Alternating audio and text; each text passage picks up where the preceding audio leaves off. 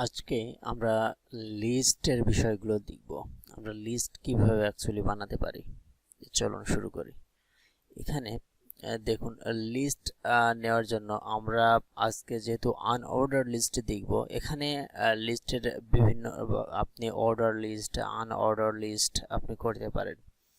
এরপরেও আপনার আরেকটা আছে, সেটা হচ্ছে আপনার ডেসক্রিপশনের জন্য করতে পারেন। সো ওটা আমরা পার্ট বাই পার্ট দেখব। আজকে আমরা দেখব মূলত আনঅর্ডার লিস্ট। ওকে, সো আনঅর্ডার লিস্ট লেখার জন্য আপনাকে প্রথমে ইউএল ট্যাগ ইউজ করতে হবে।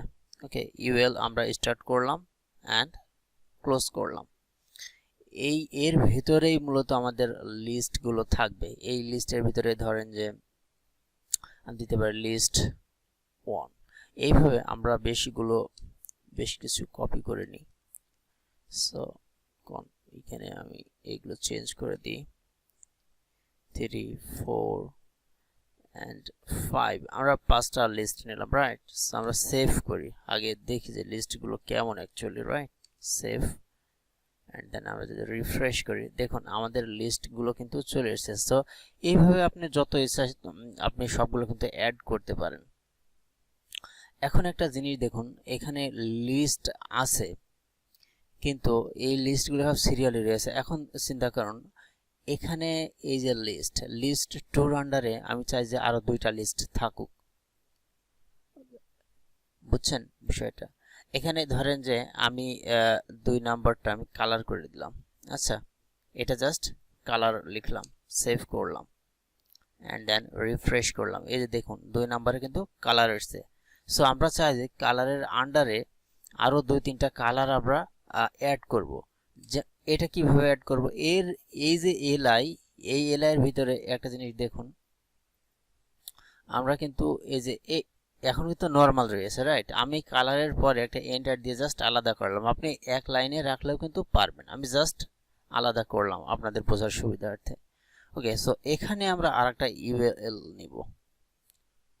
এই ইউএল এর ভিতরে আবার এলআই নিয়ে আমি সেইগুলো অ্যাড করব। কালার ধরেন যে আমরা এখানে দিলাম গ্রিন, একটা কালার দিলাম। তারপরে ধরেন যে এখানে দিলাম রেড, এখানে দিলাম ব্লু, রাইট? সো আমরা 3টা অ্যাড করলাম এই কালারের আন্ডারে। এখন আপনি যদি চান যে এই যে লিস্ট 4 বা লিস্ট 3 তে আপনি অ্যাড করবেন, সেটাও কিন্তু আপনি করতে পারেন। সো জাস্ট আমরা সেভ করলাম। এইগুলোকে বলা হয় নেস্টেড লিস্ট। ওকে, এগুলোকে নেস্টেড বলা হয়। আগে এই যে এগুলো তো নরমাল লিস্ট আমাদের ছিল, রাইট? বাট এর ভিতরে যখন আমরা আবার এই লিস্টগুলো করছি, এটাকে বলা হয় নেস্টেড লিস্ট। ওকে, আমরা সেভ করলাম। এখানে দেখুন এখন কিন্তু আমরা রিফ্রেশ করে নিচ্ছি। আমরা যদি রিফ্রেশ করি, দেখুন কালারের আন্ডারে ওই 3টা কালার কিন্তু চলে এসেছে। বাদ বাকিগুলো কিন্তু একই সিরিয়াল অনুযায়ী রয়েছে নরমাল। সো এইভাবে আপনারা করতে পারেন। এখন যদি চান যে এর ভেতরেও আপনি আবার আনঅর্ডার লিস্ট করবেন, সো এর ভেতরেও কিন্তু আপনি আনঅর্ডার লিস্ট করতে পারেন। এখন ধরেন যে আবার আমরা দিতে পারি যে অন, এখানে ধরেন আমরা এখানে দিলাম 2, এখানে দিলাম 3।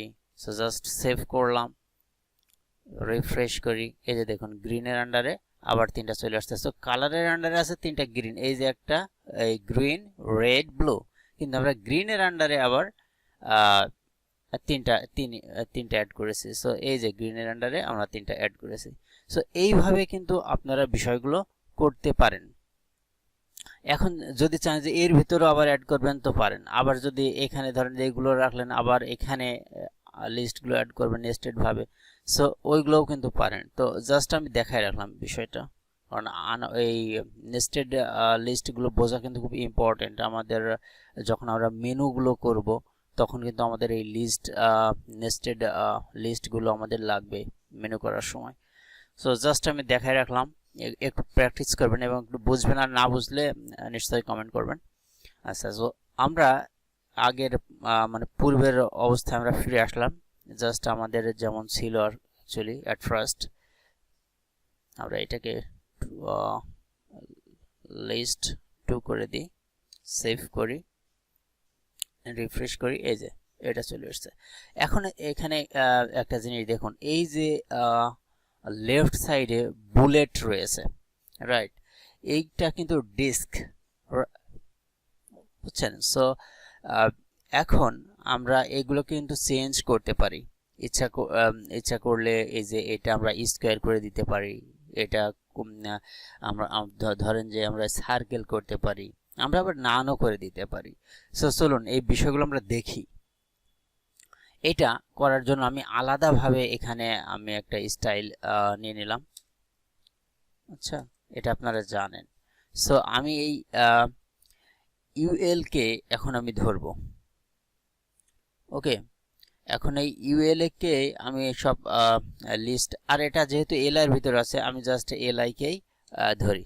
আচ্ছা, সো এই এলআই কে আমি ধরেন যে লিস্ট স্টাইল টাইপ, মূলত এটা বুঝছেন, এই যে এইটা, এই যে আমরা সিএসএস অ্যাপ্লাই করব, এই যে এখানে এটা হচ্ছে মূলত একটা লিস্ট, এই যে এইটা একটা লিস্ট, এইটা একটা লিস্ট। সো এগুলো মূলত আমরা এলআই দিয়ে ধরলাম, আমরা যেহেতু সবগুলোর পরে অ্যাপ্লাই করব। সো এটা কিন্তু ডিফল্ট ডিস্ক রয়েছে, আপনাদেরকে বলেছি যে এটা হলো ডিস্ক। সো আমরা চাই যে এটা সার্কেল করে দিই, আমরা এটা সার্কেল করে দিই। তো সার্কেল করার পরে আমরা যদি রিফ্রেশ করি, এই যে এখন যেমন দেখছেন যে বুলেট আকারে, এটা কিন্তু আর বুলেট আকারে থাকবে না, দেখুন এখন কিন্তু সার্কেল হয়ে গেছে। সো এইভাবে কিন্তু আপনারা সার্কেল করে দিতে পারেন। এখানে আরো কিছু করা যাবে, যেমন স্কোয়ার আমরা করতে পারি। ধরেন যে আমরা এখানে স্কোয়ার করলাম। আচ্ছা, এই যে স্কোয়ার, SQUARE, স্কোয়ার। আচ্ছা, সেভ করি এন্ড রিফ্রেশ করি, এই যে দেখুন স্কোয়ার হয়ে গেছে। সো আবার ধরুন যে আমাদের যখন লাগলো সে তখন এগুলো রাখলাম, কিন্তু ম্যাক্সিমাম টাইমে আমাদের দেখা যাচ্ছে যে এগুলো আমাদের রিমুভ করে দিতে হয়। সো সেক্ষেত্রে আমরা এটাকে আমরা লিস্ট স্টাইল টাইপ নান করে, লিস্ট স্টাইল টাইপ নান করে দিতে পারি। সেভ করি, সেভ করলে দেখবেন যে এই যে এইগুলো কিন্তু একেবারে না হয়ে গেছে। সেভ করে দেখুন এটা কিন্তু চলে গেছে, রাইট। সো আমরা যখন মেনুগুলো করব তখন কিন্তু আমাদের এই লিস্ট স্টাইলগুলো আমাদের লাগবে না, রাইট। সো তখন কিন্তু আমরা এগুলো হাইড করে দেবো, আবার আর যদি প্রয়োজন হয় সেক্ষেত্রে রেখে দেবেন, দ্যাটস ইট। সো আজ এ পর্যন্তই। আর আমরা মূলত আজকে আনঅর্ডার লিস্টের ভিতরেই থাকলাম, আমরা আগামী দিন আমরা অর্ডার লিস্টগুলো দেখব। So thank you so much.